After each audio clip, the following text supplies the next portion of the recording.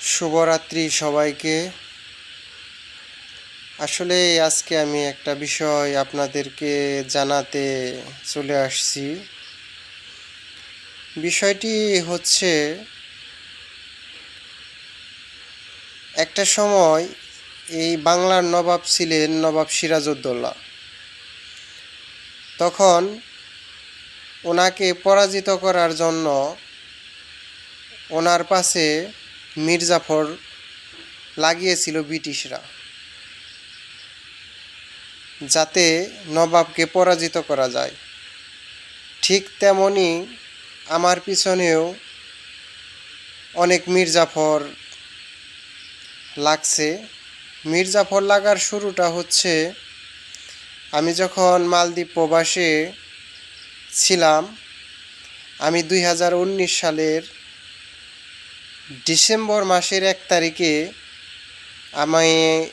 আমি সহ আরও 3 জন কোম্পানি, আমি যে রিসোর্টে ছিলাম, রিসোর্টের নাম মিরু আইল্যান্ড রিসোর্ট অ্যান্ড স্পা। এখন সেটার নাম পরিবর্তন করে রাখা হয়েছে মিরু মলডিভস। কোম্পানি আমাদের কাজ দেখে আমাদেরকে কোম্পানি নামে করে নেয়। ওই নামে করার পর থেকে আমাদের পিছনে কিছু মির্জাফর লাগে।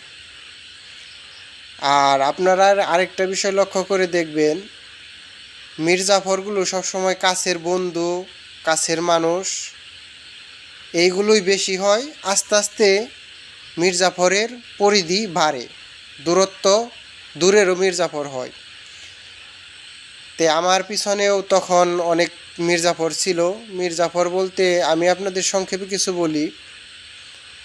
আমার কাছের একজন লোক, উনি ওইখানে চাকরি অবস্থায় এক ব্যবসা করত, কিন্তু আমাদের কোম্পানির থেকে ব্যবসা করা নিষেধ ছিল।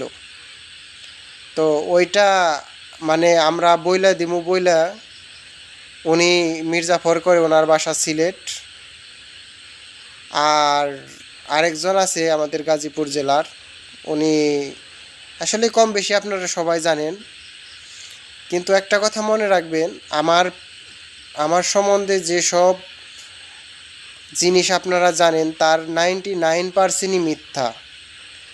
আর আমি দেশে আসার পরে আমার সততাকে নষ্ট করার জন্য